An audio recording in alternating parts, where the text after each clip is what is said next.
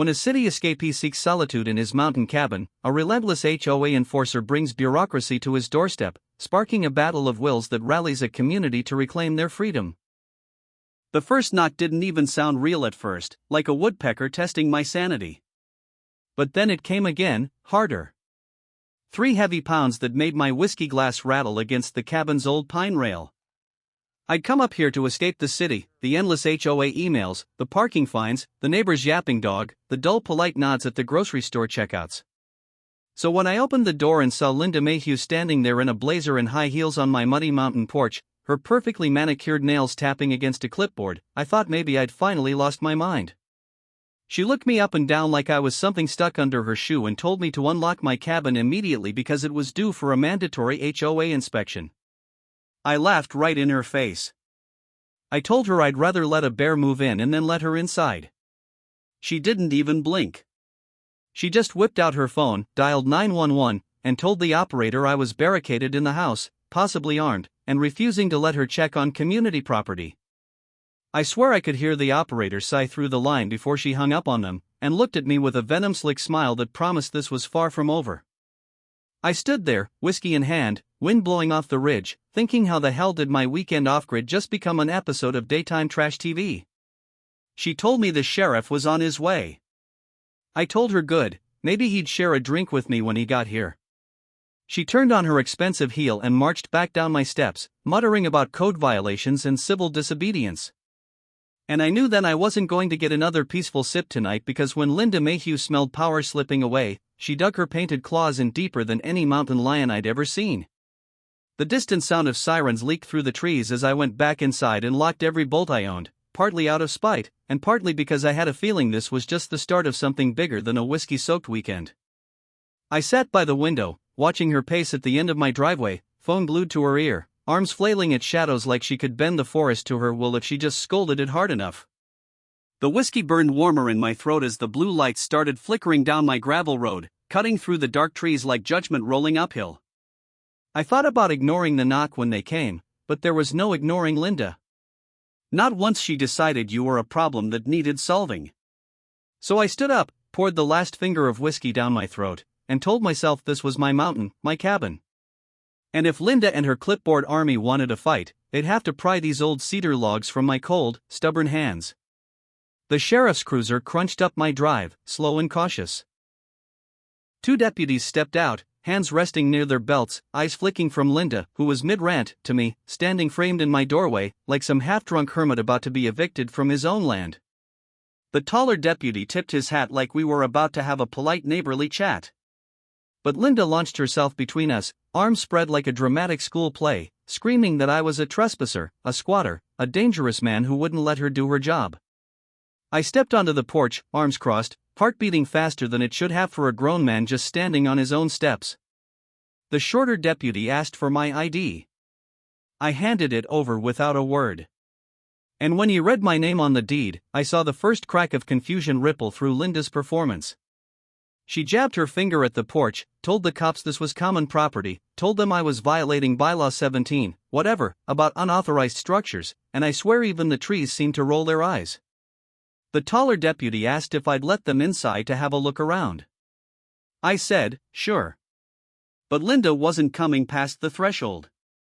She screeched about legal rights and public interest and threatened to fine the sheriff's department for non-compliance, which earned her a slow look from the deputy that said he'd had enough of this back in town and sure didn't hike up here for more. They stepped inside, gave my old wood stove and hunting trophies a passing glance, confirmed there were no hostages buried under the floorboards, thanked me for my time, and walked back out to where Linda stood vibrating like a firecracker about to blow. They told her if she called 911 again for something this petty, she'd face charges for wasting emergency services. She spat some half-mumbled threat about the HOA's legal team and property liens. But when the deputies left her standing there at the edge of my drive, mouth flapping at the cold mountain air, she had no one left to play queen for. I leaned against the doorframe and raised my empty glass to her while she stomped away, her heels sinking into the soft mud with every furious step. Inside the cabin, I locked the door again. This time, not because I needed to, but because it felt good to know it was my lock, my key, my rules. I had no idea then that she'd be back, that the orange violation sticker would appear on my gate at dawn, that she'd show up with 2 HOA cronies in tow to shout bylaws at my porch railing like it owed them rent.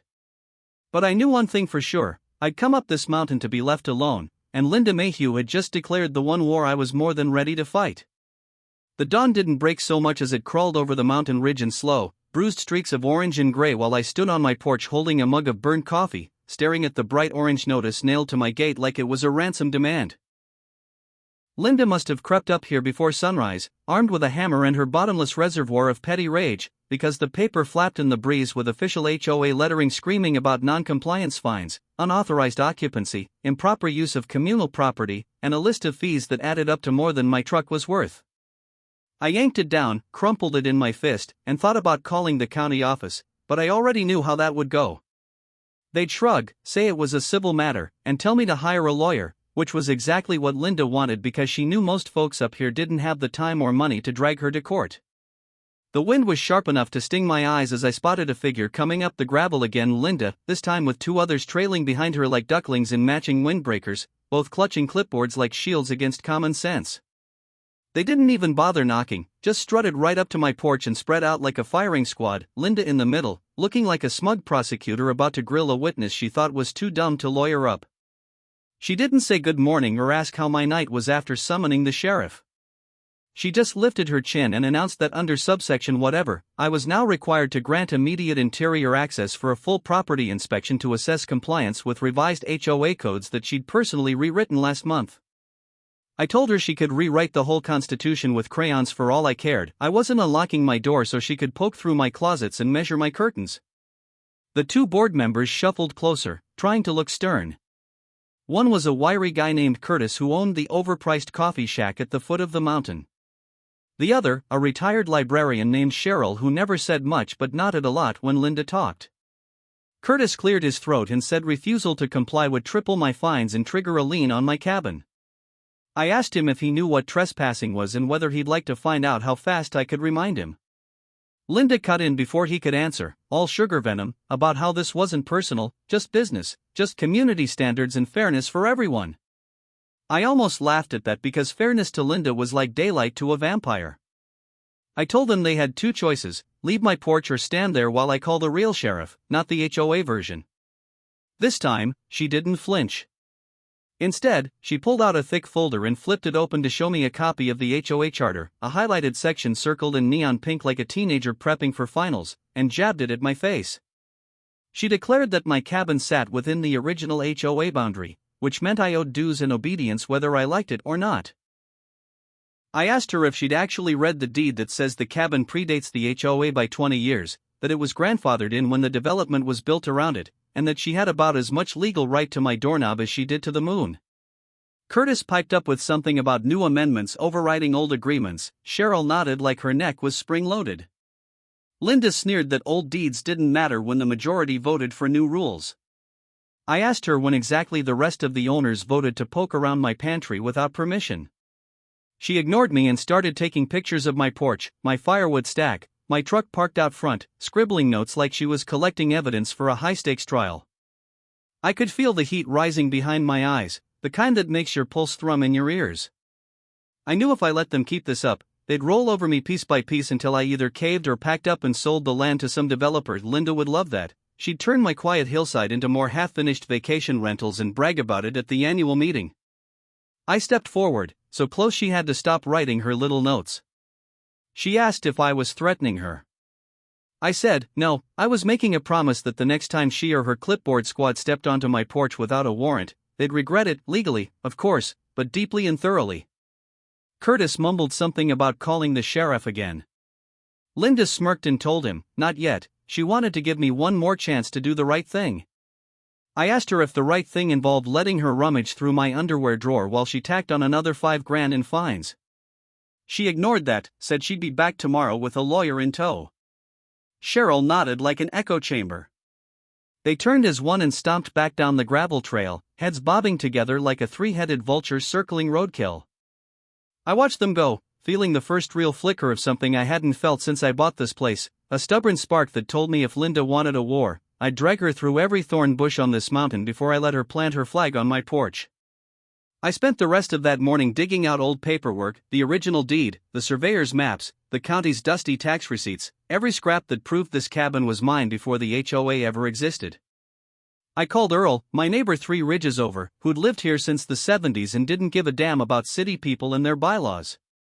He laughed when I told him what Linda was pulling, said he'd be over with coffee and maybe a few of the boys from down the valley who'd had their own run-ins with Linda's brand of tyranny. By dusk, we were sitting on my porch, 6 of us, big mugs of black coffee and louder talk about bylaws and break-ins, and maybe, just maybe, showing up at the next HOA meeting with a stack of signatures to remind Linda that this mountain didn't belong to her or her fancy clipboard. When they finally headed home under the wide sweep of the stars, I sat alone on the steps, listening to the wind push through the pines, my coffee gone cold, my mind too wired to sleep, because tomorrow I knew she'd be back, and she'd bring more than threats and neon-highlighted nonsense.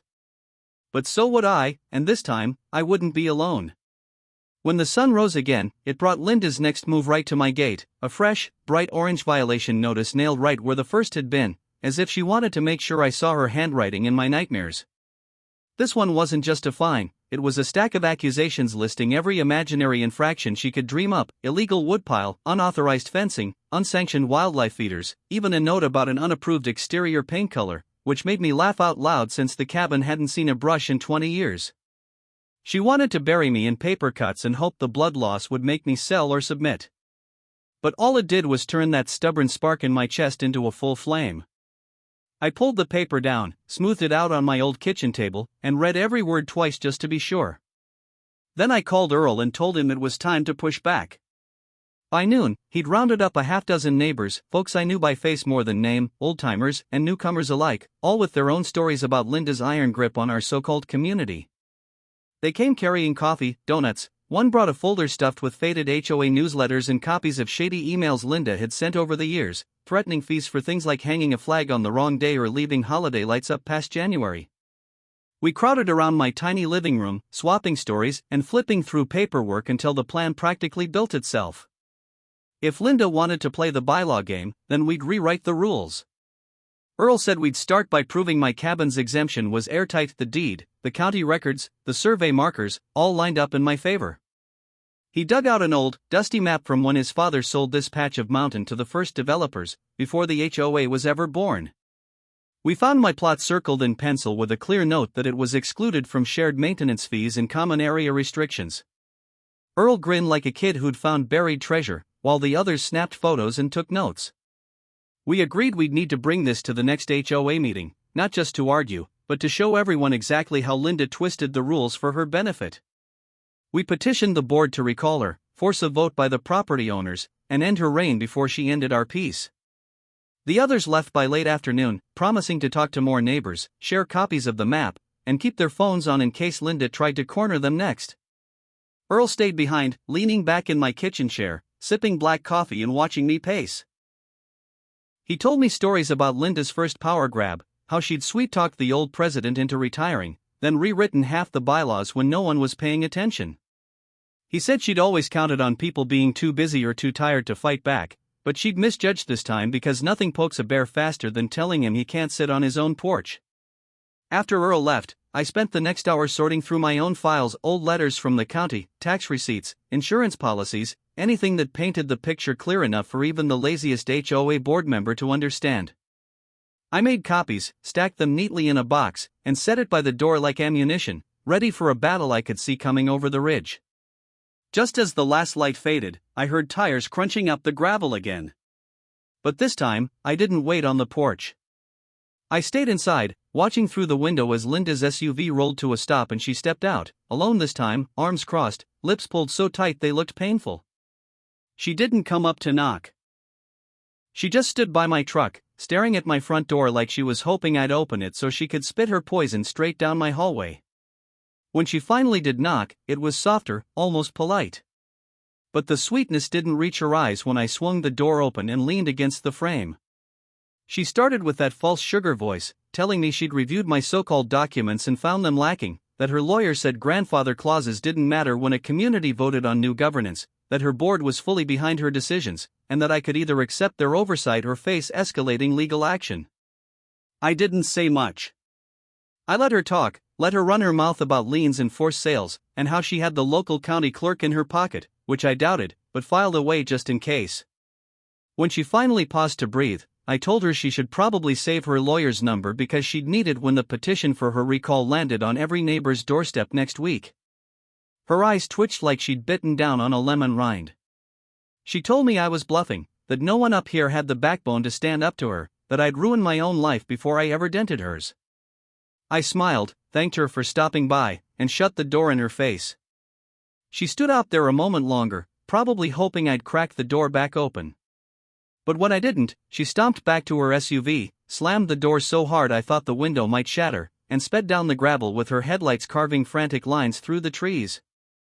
I stood there, breathing in the silence, the kind of silence you get right before a storm when the wind goes still and the forest holds its breath. That night, I didn't sleep much. I sat at the kitchen table with my old documents spread out and a stack of recall papers Earl had helped draft. I wrote up my own letter to attach to every copy a simple truth about how Linda's power depended on people giving up because they thought they were alone, but we weren't anymore. By dawn, I had a plan. The coffee was gone cold in my mug, and outside, the first birds were singing in the pines. I knew when Linda woke up and saw neighbors passing around petitions in her precious parking lot, she'd lose her mind. But I also knew this mountain didn't belong to her or her bylaws. And when the next meeting came around, I'd stand there, deed in hand, neighbors at my side, and show her exactly what happens when you corner a stubborn man on his own porch. By the time the weekend rolled around, I'd handed out every last copy of that petition and watched as neighbors, who barely nodded at each other in the general store, suddenly found common ground in wanting Linda gone. Earl called it the Great HOA Rebellion, and every time he said it, he laughed so hard he wheezed. But under the jokes, there was a serious edge, because Linda wasn't the type to stand by and watch her kingdom slip through her painted fingers. I woke up Sunday morning to find my driveway littered with broken glass, beer bottles, and a couple of old tires dumped right across my gate, like a barricade from some half-baked protest. At first, I thought maybe teenagers had decided to make trouble, but the broken bits of a bright orange HOA sticker stuck to one of the tires told me all I needed to know. Linda had found her own way to send a message. I spent half the morning hauling the trash away and patching up my gravel drive. Then I checked my water tank, only to find the line sliced clean through, with a garden spade left nearby like a calling card. If she thought petty sabotage would make me pack up and leave, she clearly never watched me spend 3 winters chopping firewood through frozen blizzards just to keep this cabin standing. I fixed the line with Earl's help. He showed up with a new coil of hose and a bag of donuts, acting like he was just out for a Sunday stroll, even though we both knew he was here in case Linda decided to escalate while I worked. He stood lookout at the edge of my drive, chewing on a cruller and whistling a tune I didn't recognize. When the line was patched and the water flowing again, we sat on the porch and talked about next steps, because we both knew Linda wouldn't stop at trash and sabotage. Sure enough, word came down the ridge by mid-afternoon that she'd started knocking on doors with her own stories, spinning lies about how I was a squatter, a tax cheat, how my cabin was a safety hazard waiting to burn down and take the whole forest with it. Some folks bought it or pretended to, but enough had already signed the petition or knew someone who had, and that made it harder for her poison to spread unchecked. Still, it made the air tense in our little community. People I'd nodded to for years now looked at me with curiosity, some with caution, a few with open support. The divide was real and sharp, and Linda was leaning hard on the ones who owed her favors or feared her fines. Earl suggested we get ahead of her nonsense and hold a small gathering up at my cabin, so folks could see for themselves I wasn't harboring a meth lab or cooking moonshine or any of the nonsense she was spewing. I wasn't much for hosting, but that night, a half-dozen trucks and SUVs crunched up my gravel drive, headlights cutting through the dusk like searchlights. Families came with thermoses of coffee and folding chairs, neighbors brought pies and old stories, and one of the younger guys rigged up a projector so we could show copies of the old deeds and maps right there on the side of my cabin. Under the sway of pine trees, we shared donuts and coffee and dry jokes about Linda's meltdown. One by one, people signed the petition again for good measure, and Earl made sure no one left without a copy in hand to pass along. Around midnight, the last of the cars rolled away down the gravel. And I sat on the steps, feeling that stubborn fire in my chest burning hotter than ever. Because for the first time since this mess started, I wasn't fighting alone. The next morning proved Linda hadn't slept a wink. I found another violation notice stuck to my door, this time threatening daily fines for noise disturbances, illegal assembly, and unpermitted outdoor screenings. I laughed so hard I nearly choked on my coffee and tacked the notice to my fridge like a trophy. By then, I'd heard from Cheryl, the retired librarian who'd finally decided enough was enough.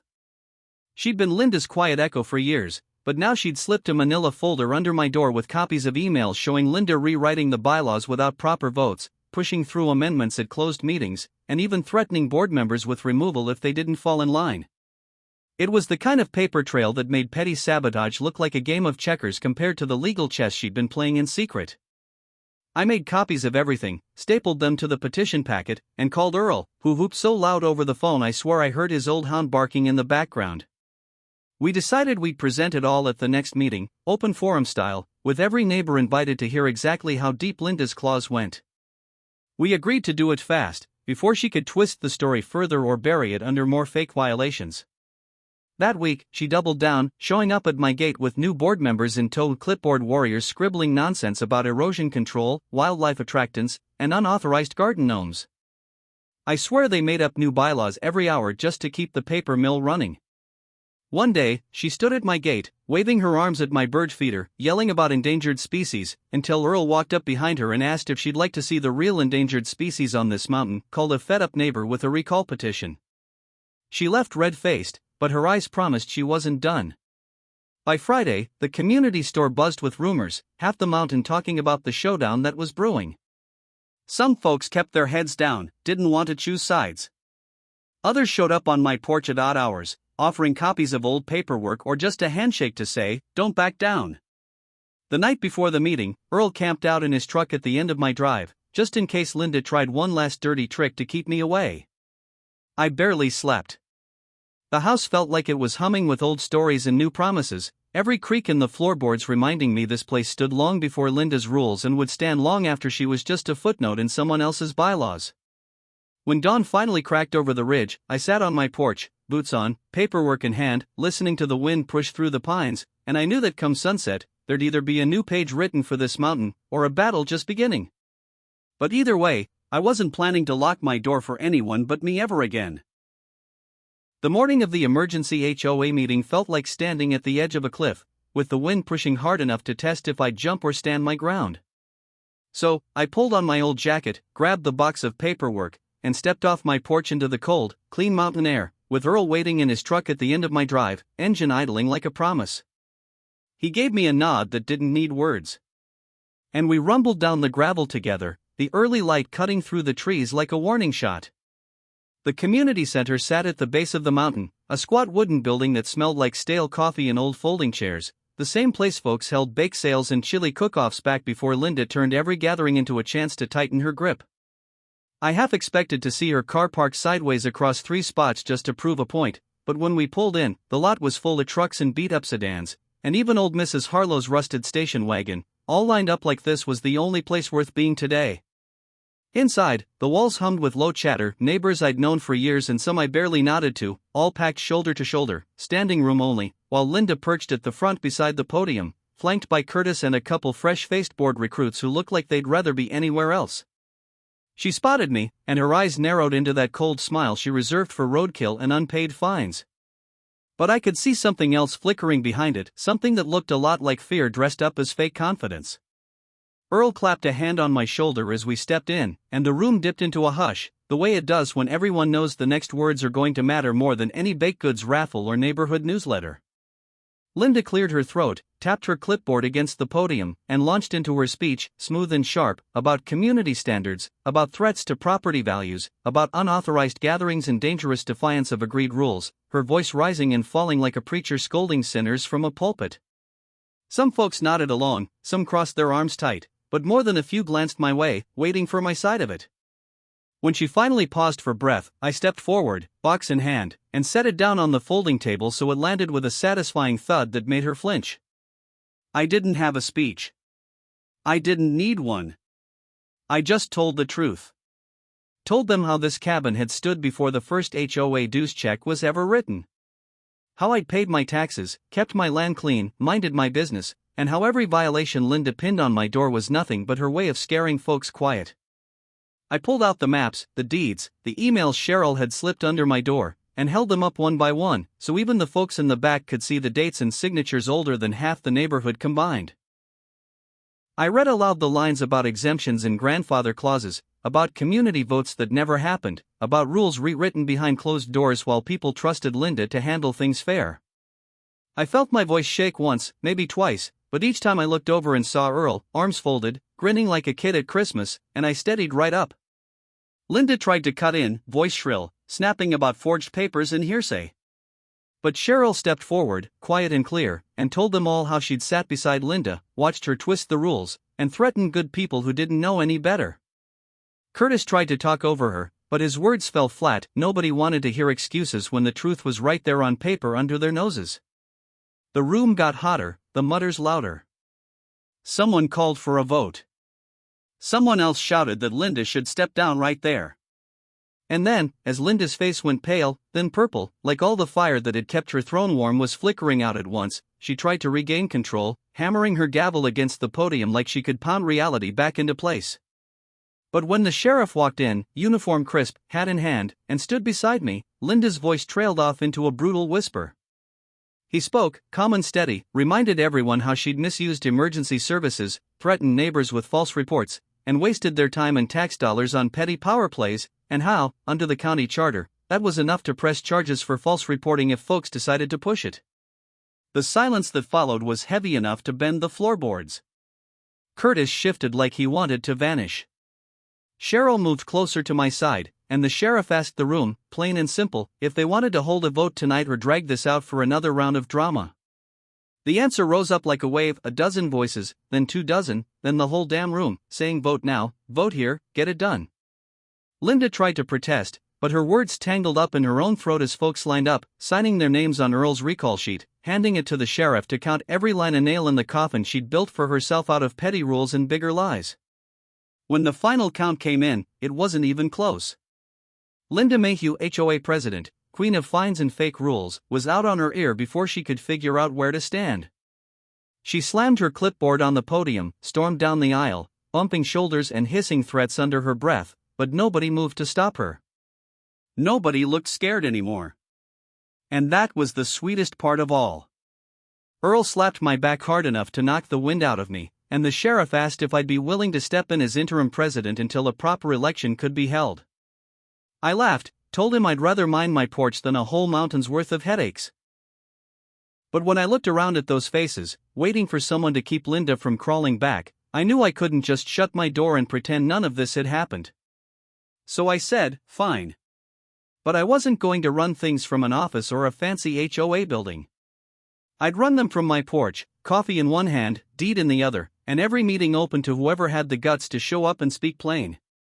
That night, I drove back up the mountain with Earl's truck rumbling behind mine, the sky wide open above the pines, the cabin lights waiting for me like a promise that sometimes the fight's worth it, not because you win, but because you don't back down when you know you're right. I poured a fresh glass of whiskey, sat on my steps, and watched the wind stir through the trees, knowing Linda might come back with more tricks, or someone like her might try to fill her shoes. But this cabin, this piece of quiet, was mine, and I'd fight for it every time. No lock, no door, no bylaw would ever change that.